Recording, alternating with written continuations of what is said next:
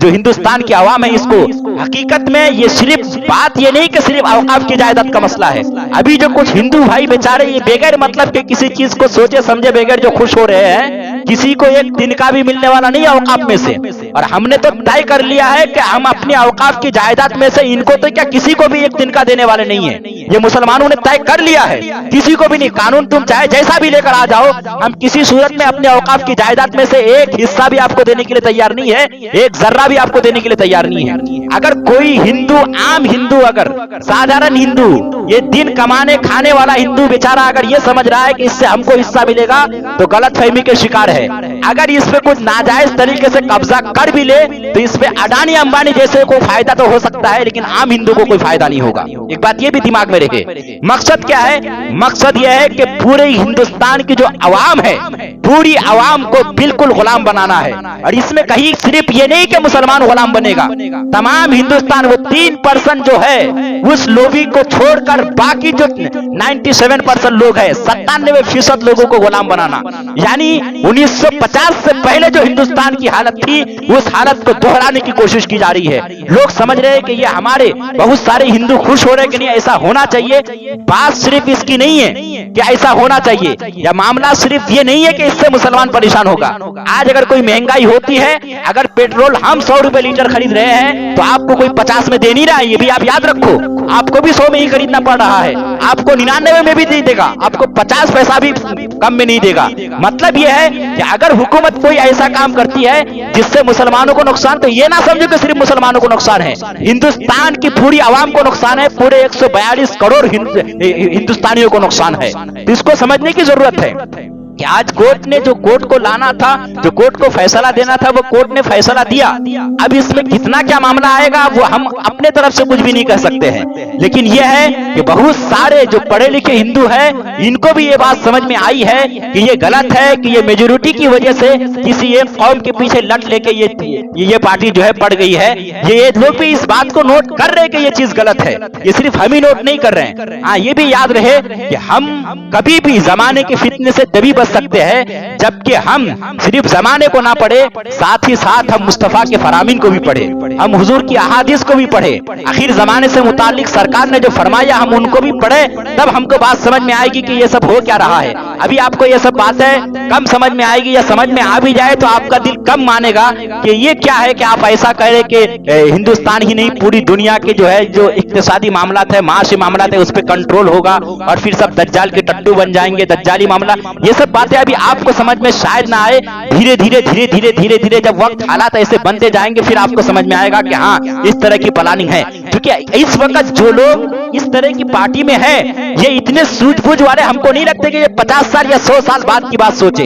हाँ, ये जरूर है कि ये यहूदी सिस्टम के अंडर है, ये यहूदी सिस्टम के मातहत है, ये इल्यूमिनाती, फ्रीमेसन, रूथिस चाइल्ड जैसे जो संस्थाएं हैं ये इनके अंडर आते हैं, ये लोग इनके गुलाम है, जिसकी वजह से इस तरह की सोच है। और 100 साल बाद इनको क्या करना है ऐसी सोच के एतबार से काम कर रहे हैं ये लोग। और हकीकत में सिर्फ यहाँ की ये सोच नहीं है, ये हकीकत में एक यहूदी सोच है, ये भी हिंदुओं को समझने की जरूरत है। और यहूदी सोच से मैं बिल्कुल बहुत तहकीक के साथ ये बात कह रहा हूं कि यहूदी सोच से सिर्फ मुसलमानों को नहीं, यहूदियत के अलावा तमाम अक़वाम को यहूदी सोच से नुकसान है। तमाम अक़वाम को हम ये कह सकते हैं कि हिंदुस्तान की 142 करोड़ आवाम को यहूदी सोच से नुकसान हो सकता है और नुकसान हो रहा है। तो इस चीज को समझने की जरूरत है। जो हिंदू भाई है, जो पढ़े लिखे हैं, वो इस बात को समझते हैं कि इससे सिर्फ मुसलमानों को नहीं बल्कि पूरे हिंदुस्तानियों को नुकसान होगा। क्योंकि अगर गेहूं और आटा और चावल और इस तरीके से जरूरियात जिंदगी के लिए, जो इंसानी जिंदगी के लिए जो जरूरत है जिन चीजों की, अगर इस पे किसी एक आदमी का कंट्रोल होता है तो इससे नुकसान किसी एक मजहब वालों को नहीं, किसी एक बिरादरी को नहीं, किसी एक धर्म वाले को नहीं, बल्कि हिंदुस्तान में जितने मजहबी लोग रहते हैं, जितने मजाहिब के लोग रहते हैं, इसका नुकसान तमाम लोगों को होगा। तो इस तरह के कानून की मुखालिफत सिर्फ मुसलमानों को नहीं, दूसरे लोगों को भी मुखालिफत करनी चाहिए। और ये ऐसे कानून के लिए, ऐसे कानून की मुखालिफत में सिर्फ मुसलमानों को नहीं, दूसरे लोगों को भी रोड पे उतरना चाहिए और इसकी मुखालिफत करनी चाहिए। क्योंकि इससे नुकसान सिर्फ मुसलमानों को नहीं बल्कि हिंदुस्तान के 142 करोड़ तमाम लोगों को इससे नुकसान हो सकता है और हो रहा है नुकसान। अल्लाह तबारक व तआला कुरान पाक में इरशाद फरमाता है, यसअलूनका अनिल अनफाल, ऐ महबूब, लोग आपसे गनीमतों के बारे में पूछते हैं। कुलिल अनफालु लिल्लाहि वर रसूल, ऐ महबूब आप फरमा दीजिए कि गनीमतें ये अल्लाह और अल्लाह के रसूल की है, यानी गनीमतों के मालिक अल्लाह और उसके रसूल है। फत्तकुल्लाह, तो अल्लाह से डरो, यानी इसमें खयानत करने से। पिछले जुमा हमने कई बातें आपके सामने रखी थी कि वक्फ किसे कहते हैं। वक्फ अपनी किसी शय को, किसी चीज को, किसी जायदाद को अपनी मिल्क से निकाल कर अल्लाह के लिए खास कर देने को वक्फ कहते हैं। वक्फ का हुक्म यह है कि वक्फ की जायदाद या वक्फ की चीज को ना तो शरअन बेच सकते हैं, ना खरीद सकते हैं, ना उसको एक जगह से दूसरी जगह मुंतकिल या तबादला कर सकते हैं, ऐसा कुछ भी नहीं कर सकते। दूसरी बात हमने बताई थी कि वक्फ का मामला हुजूर अलैहिस्सलाम के अमल से साबित है। खुद हुजूर अलैहिस्सलाम ने 7 बागात वक्फ किए थे और उनमें से आपको मालूम होगा सहाबा किराम के अमल से भी साबित है। जंगे खैबर के जीतने के बाद उस बाग को वक्फ किया गया था। हजरत उस्मानी गनी रदियल्लाहु ताला अन्हु ने ये कुआं खरीद कर वक्फ कर दिया था। हजरत उमर फारूक रदियल्लाहु ताला अन्हु के अमल से वक्फ का सबूत मिलता है। ये तमाम बातें मैंने पिछले जुमा आपके सामने कही थी और कुछ एक सवाल भी हमने रखा था कि आखिर ये मामला दुनिया में चल क्या रहा है। सोचने की बात है कि अभी इस कानून के पास होने के बाद इसकी सुनवाई सुप्रीम कोर्ट में चल रही है। कुछ बातें ऐसी है जो वो मेरी नहीं है, पर मैं आपके सामने रखने की कोशिश करूंगा। देख लीजिए कि सबसे पहले सुप्रीम कोर्ट ने हुकूमत से यही सवाल किया कि अगर आप वक्फ के मामले में गैर मुस्लिमों की एंट्री को, गैर मुस्लिमों की दखल अंदाजी को अगर आप इसकी इजाजत देते हो तो क्या हिंदू संस्थाओं में मुसलमानों की एंट्री की इजाजत होगी। ये पहले दिन की सुनवाई में इस तरह के एक सवाल कोर्ट ने रखा था। कल जब सुनवाई हुई तो उसमें 3-4 बातें सामने आई। एक, सुप्रीम कोर्ट ने सबसे पहले ये कहा कि 110-20 फाइल को पढ़ना ये नामुमकिन सा काम है। अब सिर्फ 5 दरखास्तों पर सुनवाई होगी और उन्हीं 5 दरखास्तों पर सुनवाई होगी तो ये पहले वो लोग तय कर ले कि वो कौन सी 5 दरखास्तें होंगी, कौन लोग होंगे, या आपस में तय कर ले, इंतखाब कर ले कि कौन लोग होंगे। कोर्ट ने एक बात ये कही कि अगली 5 मई की तारीख, अगली तारीख तक जो नया कानून आया है इसके एतबार से और इस कानून में, इस संशोधन में जिन चीजों पर टिप्पणी की गई है या जिन चीजों को लेकर एतराजात किए गए हैं, मिसाल के तौर पर वक्फ बाय यूजर है, या ये है कि गैर मुस्लिमों को इसमें दाखिल करना, या ये कि कलेक्टर को इसमें किसी तरीके से पावर देना, इन चीजों पर अभी कोर्ट ने इस तरीके से कहा कि भाई मुकम्मल कानून पर, चूंकि पार्लियामेंट का कानून है तो मुकम्मल कानून पर अभी स्टे नहीं लगा सकते, लेकिन ये इतना है कि जब तक हुकूमत कोई जवाब नहीं दे देती है उस वक्त तक, यानी अगली तारीख तक कई बातों पर जरूर पाबंदी रहेगी। वो ये कि अगली तारीख तक नए कानून पर अमल नहीं किया जाएगा और वक्फ बाय यूजर के तहत जो जायदाद है वो डी नोटिफाई नहीं किया जाएगा। यानी ये नहीं किया जाएगा, ये नहीं कह सकते कि जो वक्फ बाय यूजर के अंडर जो जायदाद है उस जायदाद के बारे में नए कानून को इस्तेमाल करके ये नहीं कहा जाएगा कि चूंकि इस जायदाद के पास कोई इस जायदाद की दस्तावेज नहीं है, कोई कागज नहीं है, इसकी वजह से ये वक्फ की जायदाद नहीं है, इस तरीके से कोई भी कदम नहीं उठाया जाएगा। यानी ऐसे किसी भी जायदाद को आप अनलीगल करार नहीं दे सकते हैं। मतलब यह है कि वो जायदाद वक्फ की नहीं है, ऐसा नहीं कह सकते हैं अगली तारीख तक। एक बात ये। दूसरी बात ये कि जो कलेक्टर को जो पावर इस कानून के तहत दिया जा रहा है, कलेक्टर किसी चीज की सुनवाई तो कर सकते पर अभी कोई फैसला नहीं ले सकते अगली तारीख तक। एक बात। दूसरी बात ये कि इसमें ये भी सुप्रीम कोर्ट ने कहा कि इसमें दूसरे मेंबरों को अभी दाखिल कर सकते हैं पर किसी गैर मुस्लिम मेंबर का दखल अभी इसमें नहीं हो सकता है। किसी भी गैर मुस्लिम मेंबर की एंट्री इसमें अभी नहीं हो सकती है अगली तारीख तक। ये कई बातें कोर्ट ने कही है जो हमारे हक में हम ये समझ रहे हैं कि बेहतर है, पर एक कुछ बातें वो है जो एक मैं नाम आपके सामने रखूं और ये बातें मेरी नहीं है, ये एडवोकेट बलराज मलिक करके है। उससे जब सवाल हुआ कि क्या अगर कोई इस तरीके से कहे कि जैसे किरण रिजिजू जो कि लॉ मंत्री है, कानून मंत्री है, इसने ऐसा कहा कि हुकूमत को, न्यायपालिका को विधायिका में किसी तरीके से दखल अंदाजी नहीं करनी चाहिए, इस तरह की बात कही।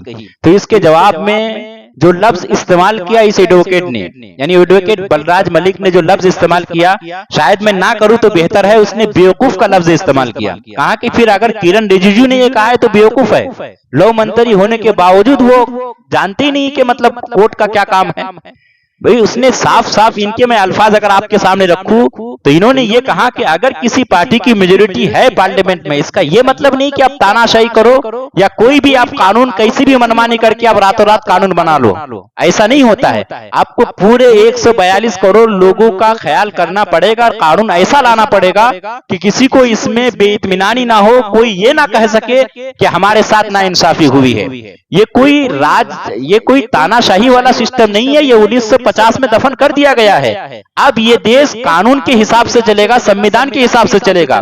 और सुप्रीम कोर्ट का मामला ही ऐसा है, इसको बनाया ही इसलिए गया है, ये कोर्ट है ही इसलिए कि अगर पार्लियामेंट कहीं बदमाशी करे या कोई मेंबर या पार्लियामेंट के जो लोग अरकान है अगर ये बदमाशी करे तो सुप्रीम कोर्ट उस बदमाशी को खत्म करे। ये सुप्रीम कोर्ट का काम ही यही है। अगर कोई कहता है कि सुप्रीम कोर्ट को इसमें दखल अंदाजी नहीं करनी चाहिए, गलत है, ये खुद इस वकील ने कहा। अच्छा, दूसरी बात यह है कि जो गृह मंत्री ने जो बात कही अमित शाह जी ने कि इसमें ये चूंकि संसद का कानून है, पार्लियामेंट का कानून है, हर एक को मानना पड़ेगा, तो यही इसी एडवोकेट ने ये कहा कि ये बात गलत है कि कानून मानना पड़ेगा, लेकिन ये कानून जो पुराना कानून है उससे टकराना नहीं चाहिए।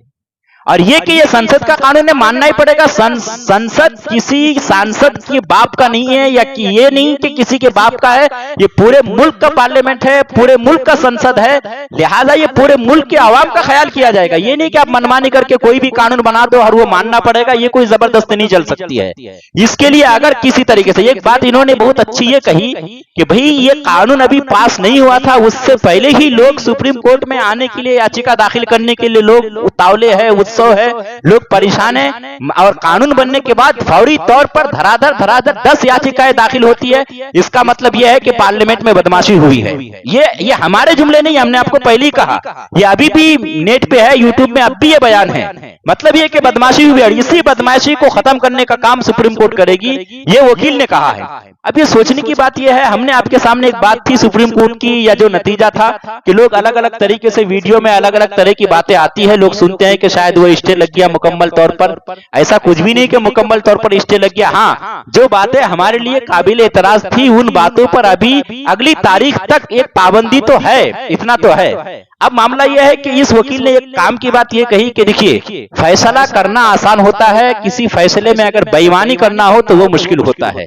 तो हमें नहीं लग रहा है कि जब ये कई दिनों से ऐसा कुछ चल रहा है तो इस फैसले में ज्यादा लेट होनी चाहिए। बात भी सही है, ज्यादा ताखिर नहीं होनी चाहिए, पर यह सुप्रीम कोर्ट का मसला है, ये वहां का मामला है, ये सुप्रीम कोर्ट जाने कि किस तरीके से फैसला लेना है। हम लोग इस बारे में कुछ भी बोलना नहीं चाहते हैं। अब हम अपने दीन के एतबार से इस फैसले को, या अभी जो वक्त और हालात है, इसको हम देखने की कोशिश करेंगे।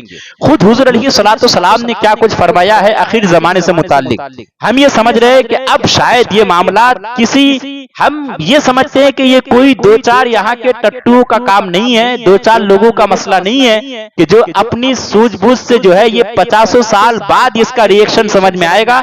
इतनी लंबी सोच यहाँ कोई रखने वाले हमको नहीं समझ में आते हैं, जो अभी है सत्ता में, हमको नहीं समझ में आते हैं। हाँ, बहुत पढ़ने के बाद या बहुत ज्यादा इसमें गौर खोज के बाद ये समझ में आता है कि कहीं ना कहीं ये यहूदी पॉलिसी के तहत ऐसा कुछ हो रहा है। मैंने पिछले जुमा आपके सामने बात रखी थी कि रमजान की शुरुआती अवाइल रमजान में, शुरू रमजान में एक वीडियो आई थी जिसमें यह था कि अडानी एक गेहूं स्टोर बना रहा है और काफी ज्यादा एरिया में जो है गेहूं स्टोर को बनाया जा रहा है। जिसमें कोशिश अडानी की यह है कि पूरे देश के गेहूं को एक जगह जमा किया जाए और फिर अडानी के रहमो करम पर गेहूं की रेट हो, आटे की कीमत हो। आप समझ रहे हैं? अब सोचना यह है कि एक हदीस पाक है जो सरकार ने फरमाया है। अब इस हदीस पाक को समझिए और मुल्क के हालात को समझिए। अब सरकार ने क्या फरमाया कि सरकार ने फरमाया कि दज्जाल के पास रोटी का पहाड़ होगा।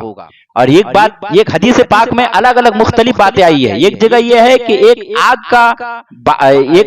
का बाग होगा और एक नहर होगी, और फिर यह भी आया है कि रोटी का एक पहाड़ होगा और रोटी और पानी की एक नहर होगी। अब इसमें जो रोटी का पहाड़ होगा या दज्जाल के साथ रोटी का पहाड़ चलेगा, इसको समझना यह है कि बहुत सारे शारहीन हदीस ने कहा कि रोटी का पहाड़ होगा का मतलब यह है कि जो खुराकी मामला है, जो इक्तिसादी मामला है, जो माशी मामलात है, इस पे दज्जाल का कंट्रोल होगा। अब ये आपको इस तरीके से समझना है कि आज जो, अगर मैं आपके सामने गेहूं के बारे में मैंने जो बात बताई कि अडानी की तरफ से ये जो काम हो रहा है, और सिर्फ यही नहीं कि ये एक काम है, हमारी जरूरियातें जिंदगी के लिए, इंसानी जरूरत के लिए, इंसानी जिंदगी के लिए जितनी जरूरत की चीजें हैं, इन तमाम चीजों पर कंट्रोल बड़े बड़े लोगों का हो जाएगा। याद रखिए, बड़े बड़े लोगों का। गेहूं, आटा, घी, वो जो हमारी जिंदगी के लिए जरूरत है, सांस लेने के लिए जिन चीजों की हमें जरूरत पड़ती है, आप देख सकते हैं कि बिजली को प्राइवेट कर दिया, रेलवे लाइन को प्राइवेट कर दिया, एयरलाइन को प्राइवेट कर दिया। इस तरीके से अब गेहूं को जो है, अब गेहूं के लिए एक अलग स्टोर बनाया जा रहा है और पूरे मुल्क के गेहूं को एक जगह करने की कोशिश की जा रही है। इसी तरीके से इंसानी जिंदगी के लिए जिन जिन चीजों की जरूरत है, जिसके बगैर हम सांस नहीं ले सकते हैं, उन तमाम चीजों पे कंट्रोल बड़े बड़े लोगों का हो जाएगा। जो बड़े बड़े मालदार लोग हैं, जो बड़े बड़े उद्योगपति लोग हैं, ये उनके इख्तियार में, उनके अंडर में ये चीजें आ जाएंगी। और ये सिर्फ इस मुल्क में नहीं होगा, ये भी आपके ध्यान में रहे। ये तमाम ये मामला पूरी दुनिया की हर कंट्री में, पूरी दुनिया के हर मुल्क में होगा। और जब हर मुल्क में बड़े बड़े लोगों के अंडर मुल्क के इक्तिसादी मामलात आ जाएंगे, मुल्क के माशी मामलात आ जाएंगे, और ये वो जो लोग बड़े बड़े लोग हैं, ये सब के सब हकीकत में दज्जाल के टट्टू होंगे। और ये दज्जाल के फेवर में आने के लिए 1 मिनट भी नहीं लगेगा। शायद अभी इसको भी मालूम ना हो कि हम दज्जाल के टट्टू है, या ये है कि इनकी औलाद को मालूम ना हो कि हम दज्जाल के टट्टू है, लेकिन दज्जाल के फेवर में आने के लिए या दज्जाल के अंडर आने के लिए बहुत ज्यादा वक्त नहीं चाहिए होगा। इनके साथ इतनी मजबूरी होगी, क्योंकि कहते हैं ना कि तमाम किया धरा माफ ये तब होगा जबकि ये दज्जाल के अंडर में आएगा। इनके पास इतनी सारी गलतियां होंगी, इनके पास लूट मार के इसके ऊपर इतने केसेस होंगे कि उसके पास, दज्जाल के पास छुपने के अलावा कोई चारा नहीं रह जाएगा। पूरी संपत्ति दज्जाल के रहमो करम पर आ जाएगी। तो उस ऐसी सूरत में इन लोगों को फैसला लेना पड़ेगा कि दज्जाल को ही हमको अपना रहबर मानने में भलाई है, इसी से हमारी संपत्ति बच सकती है। अभी इस बात को समझिए कि दज्जाल के साथ रोटी का पहाड़ होगा, ये सरकार ने फरमाया। तो सिर्फ ऐसा नहीं कि रोटी का पहाड़, इंसानी जिंदगी के लिए जिन जिन चीजों की जरूरत है, उन तमाम चीजों पर दज्जाल या दज्जाल के टट्टुओं का कब्जा हो जाएगा। और होगा क्या, आप इसको और करीब होकर समझिए। जाहिर सी बात है, अगर पूरे मुल्क के गेहूं को इकट्ठा करना हो, अभी आप ये इतना अंदाजा लगाइए कि भरूच डिस्ट्रिक्ट में जहां जहां गेहूं की अभी खेती हुई है, अगर सिर्फ इस डिस्ट्रिक्ट के गेहूं को अगर इकट्ठा करना हो तो इसके लिए कितनी जगह चाहिए। अगर पूरे भरूच की बात, अगर पूरे गुजरात स्टेट के अगर गेहूं को एक जगह करना हो तो उसके लिए कितनी जगह चाहिए। आप अंदाजा लगाइए, अगर पूरे मुल्क के गेहूं को एक जगह करना हो, और ये सिर्फ गेहूं को एक जगह नहीं करना है, ऐसी एक चीज को जो है ये बड़े बड़े लोगों के हवाले करना है और मालिक उसको बनाना है, उसके रहमो करम पर सब कुछ लाना है, तो इसके लिए कितनी जगह चाहिए। अब ये जगह मिलेगी कहां से।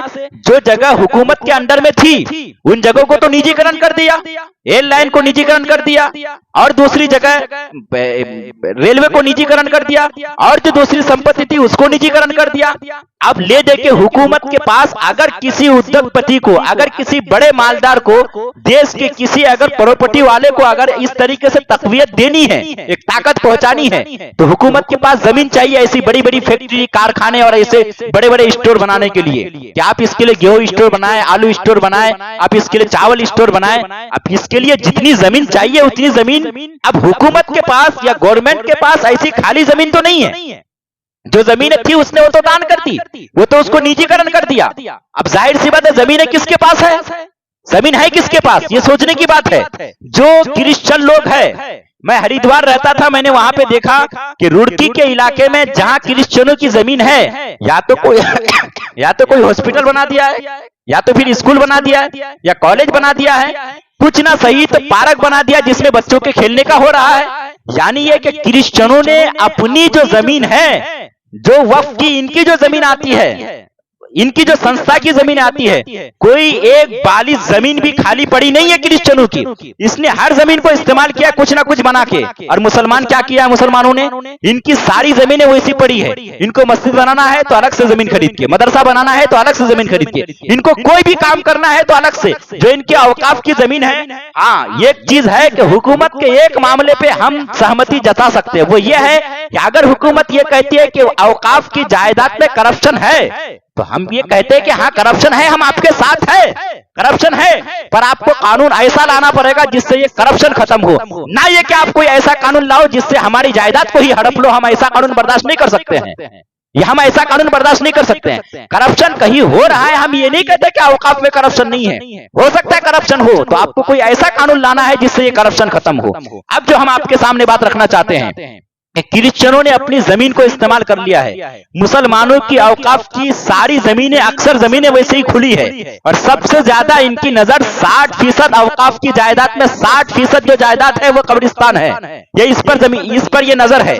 अब आप याद रखिए कि जब ये वक्फ बाय यूजर, मैंने कहा था कि वक्फ बाय यूजर का मतलब क्या, शायद आपके दिमाग में हो, वक्फ बाय यूजर का मतलब यह है कि वो जायदाद जो सालों से मुस्लिम वक्फ बोर्ड के अंडर में है, उसके मातहत है, और उस जमीन की, उस जायदाद की कोई वैसे कागजात या दस्तावेजात समझ में नहीं आते, मगर ये कि वक्फ के अंडर में है, तो ये वक्फ बाय यूजर के तहत वो जमीन वक्फ की ही करार दी जाएगी। अगर इस कानून को खत्म कर दिया जाए तो होगा ये कि कहीं से कहीं तक नीयत यह है कि जब यह कानून खत्म हो जाएगा तो जाहिर सी बात है कि मुसलमानों की कम से कम औकाफ की जायदाद में से बताया ही जाता है कि एक के मुताबिक 50%, एक ने यहां तक कहा है कि 80% जायदाद की सही कागजात नहीं। अब बताइए, अगर 50% जायदाद की भी अगर सही कागजात या इस तरीके से कि जैसे कागजात अभी हुकूमत चाहती है, ऐसे अगर कागजात नहीं है तो फिर 50% औकाफ की जायदाद का होगा क्या?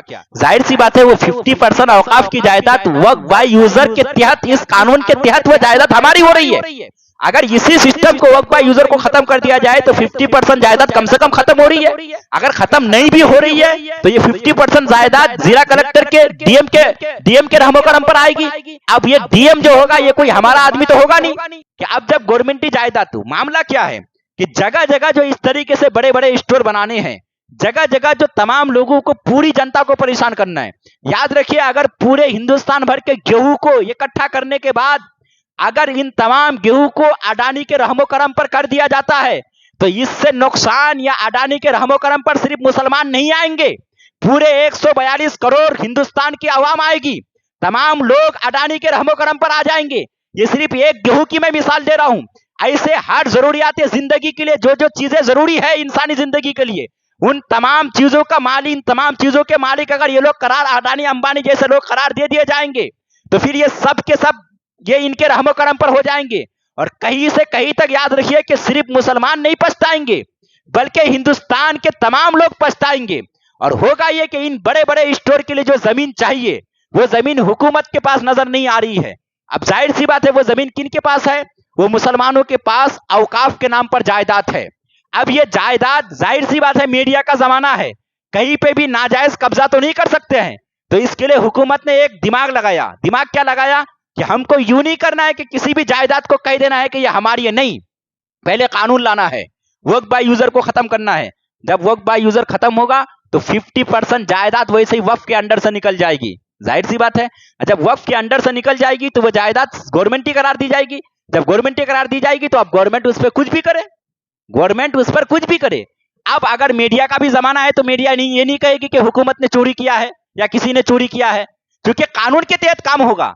तो पहले किसी स्टोर के बनाने से पहले, किसी कदम के उठाने से पहले कानून बनाया जा रहा है ताकि लूटा जाए। याद रखिए, ताकि मीडिया के सामने यह बात ना आए कि हुकूमत ने लूट लिया या किसी ने कब्जा कर लिया।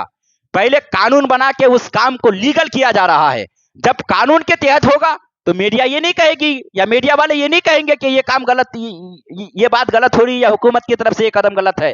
क्यों नहीं कह सकता मीडिया? इसलिए नहीं कह सकता मीडिया वाले, इसलिए नहीं कह सकते हैं क्योंकि वो कानून के तहत होगा।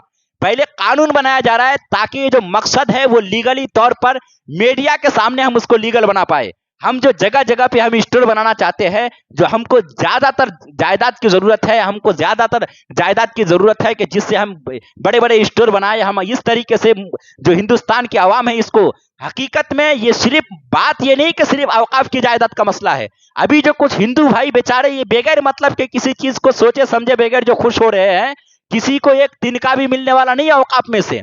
और हमने तो तय कर लिया है कि हम अपनी औकाफ की जायदाद में से इनको तो क्या किसी को भी एक तिनका देने वाले नहीं है। ये मुसलमानों ने तय कर लिया है, किसी को भी नहीं। कानून तुम चाहे जैसा भी लेकर आ जाओ, हम किसी सूरत में अपने औकाफ की जायदाद में से एक हिस्सा भी आपको देने के लिए तैयार नहीं है, एक जर्रा भी आपको देने के लिए तैयार नहीं है। अगर कोई हिंदू, आम हिंदू, अगर साधारण हिंदू, ये दिन कमाने खाने वाला हिंदू बेचारा अगर ये समझ रहा है कि इससे हमको हिस्सा मिलेगा, तो गलतफहमी के शिकार है। अगर इस पे कुछ नाजायज तरीके से कब्जा कर भी ले तो इस पे अडानी अंबानी जैसे को फायदा तो हो सकता है, लेकिन आम हिंदू को कोई फायदा नहीं होगा। एक बात ये भी दिमाग में रहे। मकसद क्या है? मकसद यह है कि पूरे हिंदुस्तान की जो अवाम है, पूरी अवाम को बिल्कुल गुलाम बनाना है। और इसमें कहीं सिर्फ ये नहीं कि मुसलमान गुलाम बनेगा, तमाम हिंदुस्तान, वो 3% जो है उस लोभी को छोड़कर बाकी जो 97% लोग हैं, 97% लोगों को गुलाम बनाना। यानी 1950 से पहले जो हिंदुस्तान की हालत थी, उस हालत को दोहराने की कोशिश की जा रही है। लोग समझ रहे हैं कि ये हमारे बहुत सारे हिंदू खुश हो रहे हैं कि नहीं, ऐसा होना चाहिए। बात सिर्फ इसकी नहीं है कि ऐसा होना चाहिए, या मामला सिर्फ ये नहीं है कि इससे मुसलमान परेशान होगा। आज अगर कोई महंगाई होती है, अगर पेट्रोल हम 100 रुपए लीटर खरीद रहे हैं, तो आपको कोई 50 में दे नहीं रहा है, ये भी आप याद रखो। आपको भी 100 में ही खरीदना पड़ रहा है, आपको 99 में भी नहीं देगा, आपको 50 पैसा भी कम में नहीं देगा। मतलब यह है कि अगर हुकूमत कोई ऐसा काम करती है जिससे मुसलमानों को नुकसान, तो ये ना समझो कि सिर्फ मुसलमानों को नुकसान है, हिंदुस्तान की पूरी आवाम को नुकसान है, पूरे 142 करोड़ हिंदुस्तानियों को नुकसान है। तो इसको समझने की जरूरत है कि आज कोर्ट ने जो कोर्ट को लाना था, जो कोर्ट को फैसला देना था, वो कोर्ट ने फैसला दिया। अब इसमें कितना क्या मामला आएगा वो हम अपने तरफ से कुछ भी नहीं कह सकते हैं, लेकिन यह है कि बहुत सारे जो पढ़े लिखे हिंदू हैं, इनको भी ये बात समझ में आई है कि ये गलत है, कि ये मेजोरिटी की वजह से किसी एक कौम के पीछे लट लेके ये पार्टी जो है पड़ गई है। ये लोग भी इस बात को नोट कर रहे हैं कि ये चीज गलत है, ये सिर्फ हम ही नोट नहीं कर रहे हैं। हाँ, ये भी याद रहे कि हम कभी भी जमाने के फितने से तभी बच सकते हैं जबकि हम सिर्फ जमाने को ना पढ़े, साथ ही साथ हम मुस्तफ़ा के फरामीन को भी पढ़े, हम हुजूर की अहादीस को भी पढ़े, आखिर जमाने से मुतालिक सरकार ने जो फरमाया हम उनको भी पढ़े, तब हमको बात समझ में आएगी कि ये सब हो क्या रहा है। अभी आपको ये सब बातें कम समझ में आएगी, या समझ में आ भी जाए तो आपका दिल कम मानेगा कि ये क्या है कि आप ऐसा कह रहे कि हिंदुस्तान ही नहीं पूरी दुनिया के जो है जो इक्तिसादी मामलात है, माशी मामलात है, उस पर कंट्रोल होगा और फिर सब दज्जाल के टट्टू बन जाएंगे, दज्जाली मामला। ये सब बातें अभी आपको समझ में शायद ना आए, धीरे धीरे धीरे धीरे धीरे धीरे जब वक्त हालात ऐसे बनते जाएंगे फिर आपको समझ में आएगा कि हाँ इस तरह की प्लानिंग है। क्योंकि इस वक्त जो लोग इस तरह की पार्टी में है, ये इतने सूझबूझ वाले हमको नहीं लगते कि ये 50 साल या 100 साल बाद की बात सोचे। हाँ, ये जरूर है कि ये यहूदी सिस्टम के अंडर है, ये यहूदी सिस्टम के मातहत है, ये इल्यूमिनाती, फ्रीमेसन, रूथिस चाइल्ड जैसे जो संस्थाएं हैं, ये इनके अंडर आते हैं, ये लोग इनके गुलाम हैं, जिसकी वजह से इस तरह की सोच है। और 100 साल बाद इनको क्या करना है, ऐसी सोच के एतबार से काम कर रहे हैं ये लोग। और हकीकत में सिर्फ यहाँ की ये सोच नहीं है, ये हकीकत में एक यहूदी सोच है, ये भी हिंदुओं को समझने की जरूरत है। और यहूदी सोच से मैं बिल्कुल बहुत तहकीक के साथ ये बात कह रहा हूं कि यहूदी सोच से सिर्फ मुसलमानों को नहीं, यहूदियत के अलावा तमाम अक़वाम को यहूदी सोच से नुकसान है। तमाम अक़वाम को हम ये कह सकते हैं कि हिंदुस्तान की 142 करोड़ अवाम को यहूदी सोच से नुकसान हो सकता है और नुकसान हो रहा है। तो इस चीज को समझने की जरूरत है। जो हिंदू भाई है, जो पढ़े लिखे हैं, वो इस बात को समझते हैं कि इससे सिर्फ मुसलमानों को नहीं बल्कि पूरे हिंदुस्तानियों को नुकसान होगा।